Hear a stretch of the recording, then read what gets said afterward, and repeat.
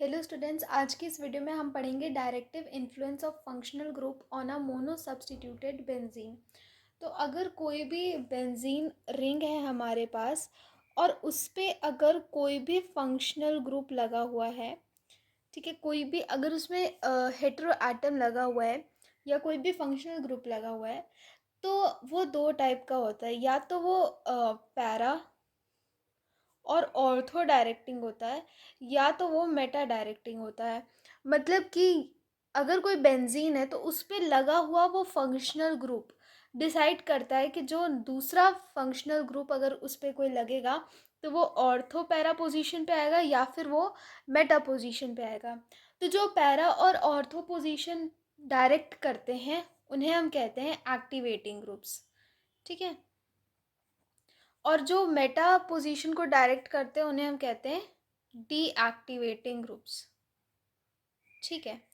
तो अगर हम पैरा की बात करें तो जैसे कि ओ एच फंक्शनल ग्रुप आपने पढ़ा है, ये सब क्या होते हैं, ये क्या है, ये एक ऑर्थो पैरा डायरेक्टिंग ग्रुप है। ठीक है।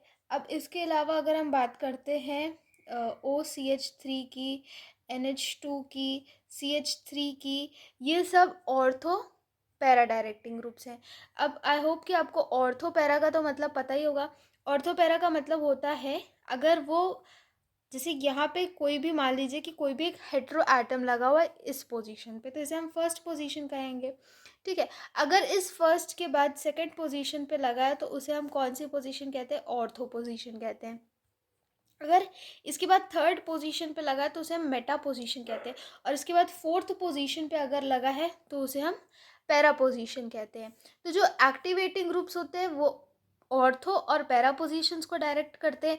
जो डीएक्टिवेटिंग ग्रुप्स होते हैं वो मेटा पोजीशन को डायरेक्ट करते हैं। डीएक्टिवेटिंग ग्रुप्स में आता है साइनाइड, सी ओ एच, एल्डिहाइड ग्रुप। ये सब ग्रुप्स क्या होते हैं, डीएक्टिवेटिंग ग्रुप्स होते हैं। तो हम ये देखते हैं कि इसके पीछे का रीज़न क्या होता है कि ये क्यों सिर्फ ऑर्थो और पैरा पोजीशंस को ही डायरेक्ट करते हैं और ये सिर्फ क्यों मेटा पोजीशन को ही डायरेक्ट करते हैं। तो स्टार्ट करते हैं ऑर्थो एंड पैरा पोजीशन से। ये दोनों मिलते जुलते हैं, इस वजह से हम इनको एक साथ पढ़ते हैं, और ये अलग होता है इस वजह से इसको हम अलग पढ़ते हैं। तो फॉर एग्जांपल अगर आपके बुक के एग्जांपल से चले तो हमारे पास ओ एच ग्रुप दिया हुआ है बुक में। ठीक है। एक बेंजीन पे यहाँ पर एक ओ एच ग्रुप लगा हुआ है और ये डबल बॉन्ड्स है। तो आपने ऑलरेडी रेजोनेंस स्ट्रक्चर्स के बारे में पढ़ा हुआ है। इस ऑक्सीजन के ऊपर दो लोन पेयर्स होते हैं। ठीक है। तो अब अगर हम इसके रेजोनेंस स्ट्रक्चर्स बनाते हैं तो यहाँ पे ये दो लोन पेयर्स नीचे को आ जाएंगे। ठीक है। तो क्या होगा, ये इस तरीके से ये नीचे आया, यहाँ पे ओ एच का डबल बॉन्ड आ गया और ये इस पे एक पॉजिटिव चार्ज आ गया और ये इसका loan payer as it is. ठीक है। फिर उसके बाद अब जब ये यहाँ पे आएगा तो यहाँ पे आएगा। ठीक है। तो आपको पता है जो बॉन्ड होता है वो निगेटिव चार्ज बनाता है, जो निगेटिव चार्ज है वो बॉन्ड बनाता है।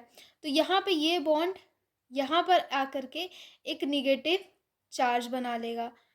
ठीक है। फिर उसके बाद क्या होगा, फिर उसके बाद ये यहाँ पे आकर के बॉन्ड बना लेगा और ये यहाँ पे निगेटिव चार्ज बना लेगा। फिर उसके बाद ये यहाँ पे बॉन्ड बनाएगा, ये यहाँ पे निगेटिव चार्ज।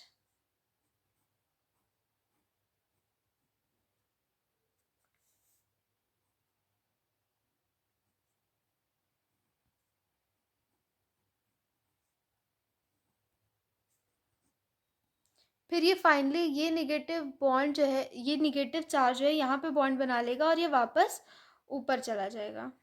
ठीक है।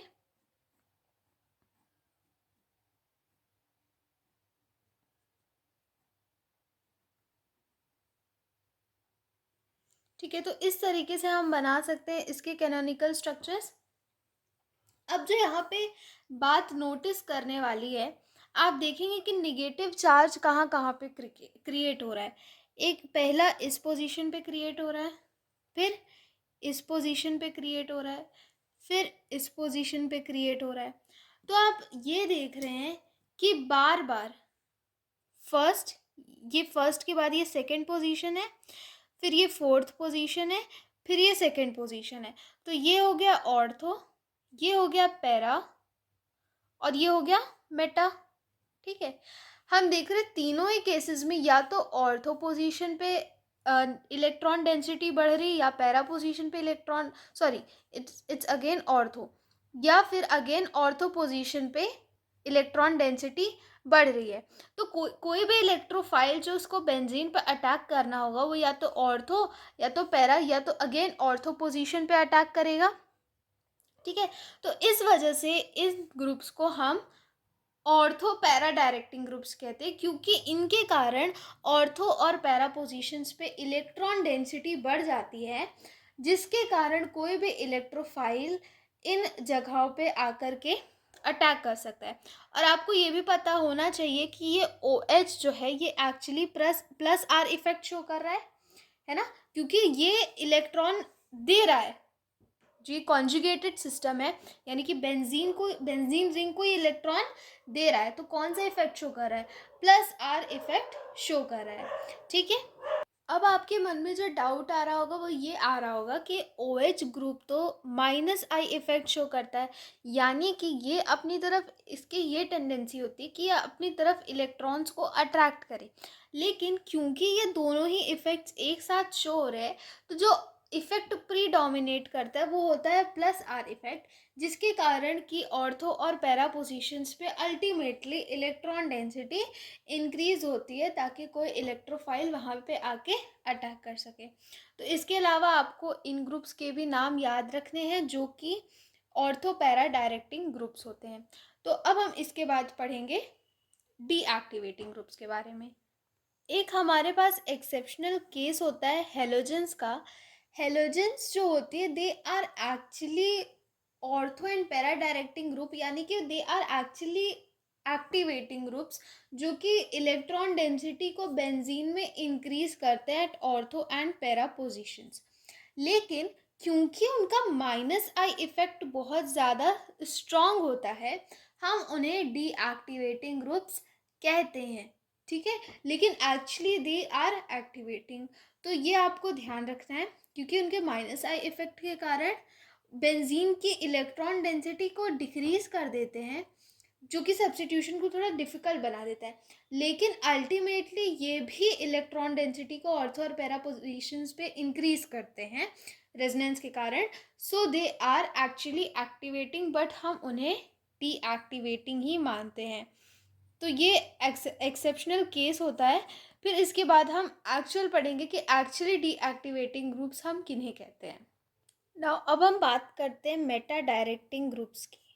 ठीक है, तो मेटा डायरेक्टिंग ग्रुप्स में आते हैं, जैसे कि मैंने आपको पहले ही बताया, NO2, COH, CHO, COR, COR, ठीक है, साइनाइड, ये सब आते हैं मेटा डायरेक्टिंग ग्रुप्स में। ठीक है, तो अब मेटा डायरेक्टिंग ग्रुप्स में क्या होता है, they generally show minus are effect. ठीक है, यानी कि वो बेंजीन से इलेक्ट्रॉन्स लेते हैं। तो NO2 में हमें पता है कि क्या होता है, एक कोऑर्डिनेट बॉन्ड होता है और एक डबल बॉन्ड होता है।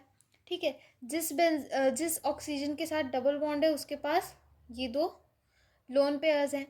तो क्या होगा, इसने इसको ये इलेक्ट्रॉन्स दे दिए। ठीक है, तो इसने अपने इलेक्ट्रॉन्स इसको दे दिए। फिर क्या होगा, इससे ऑक्सीजन पे नेगेटिव चार्ज आ जाएगा और यहाँ पर इलेक्ट्रॉन डेंसिटी कम हो जाए। ये डबल बॉन्ड तो चला गया, यहाँ पे डबल बॉन्ड आ गया, ये कोऑर्डिनेट बॉन्ड, और ये डबल बॉन्ड के साथ इस पर नेगेटिव चार्ज, और अब इस पर 3 लोन पेयर्स आ गए इस वाले ऑक्सीजन पे। ठीक है, तो अब क्योंकि यहाँ पे कोई इलेक्ट्रॉन नहीं है, तो यहाँ पे इलेक्ट्रॉन डेंसिटी में रिडक्शन हो गया, जिसके कारण यहाँ पे एक पॉजिटिव चार्ज आ गया।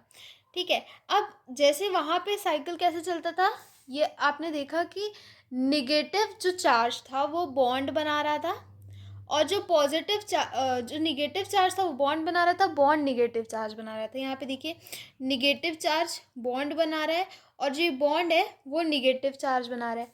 पर यहाँ पे ऐसा नहीं है, यहाँ पे ये है कि जो बॉन्ड है वो वहाँ पर जाएगा जहाँ पर पॉजिटिव चार्ज है। तो जो ये बॉन्ड है ये पॉजिटिव चार्ज की तरफ जाएगा ताकि वो वहाँ पे इलेक्ट्रॉन डेंसिटी को मेंटेन कर सके। तो क्या होगा, ये हमारा बेंजीन है, ये यहाँ से बॉन्ड इधर को शिफ्ट हो गया,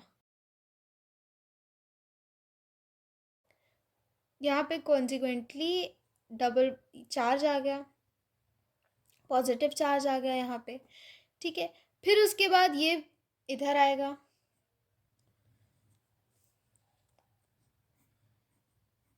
ये बॉन्ड इधर आएगा जहाँ पे पॉजिटिव चार्ज, जहाँ पे इलेक्ट्रॉन डेंसिटी कम है। फिर ये कोऑर्डिनेट बॉन्ड, ये डबल बॉन्ड, 3 लोन पेयर्स और निगेटिव चार्ज। ठीक है, अब यहाँ पे पॉजिटिव चार्ज आ गया। ठीक है, अब फिर क्या होगा, फिर जो ये बॉन्ड है ये अपने इलेक्ट्रॉन्स इधर नीचे उतार देगा और ये अपने इलेक्ट्रॉन्स नीचे उतार देगा। ठीक है, ओके, सो यहाँ पे बॉन्ड ख़त्म हो गया है, मैं मिस्टेकनली यहाँ पे डबल बॉन्ड बना दिया। एक्चुअली यहाँ पे अब बॉन्ड ख़त्म हो चुका है, अब डबल बॉन्ड नहीं, क्योंकि इस डबल बॉन्ड ने तो अपने इलेक्ट्रॉन्स दे दिए। ठीक है, तो यहाँ पे बॉन्ड इसने अपना इलेक्ट्रॉन्स नीचे उतार दिए, तो यहाँ पे पॉजिटिव चार्ज चला गया और ये सिंगल बॉन्ड बन गया। और इधर कोऑर्डिनेट, इधर डबल बॉन्ड, और ये ऑक्सीजन के पास फिर से दो लोन पेयर्स। तो अब हम यहाँ पे क्या देख सकते हैं, अब हम ये देख सकते हैं कि यहाँ पे हम ये देख सकते हैं कि इलेक्ट्रॉन डेंसिटी घट कहाँ पे रही है। यहाँ पे ऑर्थो और पैरा पोजीशंस पे इलेक्ट्रॉन डेंसिटी बढ़ रही है, घट रही है। तो यानी कि हर समय कोई भी इलेक्ट्रोफाइल कहाँ पे रिएक्ट करेगा, जाहिर सी बात है जहाँ पे इलेक्ट्रॉन डेंसिटी ज़्यादा हो। तो ऑर्थो और पैरा पोजीशंस पे तो इलेक्ट्रॉन डेंसिटी कम है, तो ये कहाँ पे अटैक कर सकता है, मेटा पोजीशंस पे। ठीक है, जहाँ पे कंपेरेटिवली इलेक्ट्रॉन डेंसिटी ज़्यादा हो, यानी कि मेटा पोजीशंस पे। ठीक है, अब मेटा पोजीशंस कौन सी होती है, पहले को छोड़ के तीसरी, यानी कि 1, इसके बाद 2 पे, ऑर्थो पे नहीं, यहाँ पे तीसरी पोजीशन पे, यहाँ पे। ठीक है, फिर यहाँ से भी 1 2 3, या तो यहाँ पे अटैक करेगा या तो 1 2 3 यहाँ पे अटैक करेगा, फिर 1 2 3 यहाँ पे अटैक करेगा, या फिर 1 2 3 यहाँ पे अटैक करेगा। तो आप तीनों ही केसेस में देख रहे हैं मेटा, मेटा और मेटा पोजीशंस पे, यानी कि फर्स्ट के बाद थर्ड पोजीशन पे कोई भी इलेक्ट्रोफाइल अटैक कर सकता है, क्योंकि हमेशा वहाँ पे कंपैरेटिवली इलेक्ट्रॉन डेंसिटी ज़्यादा है।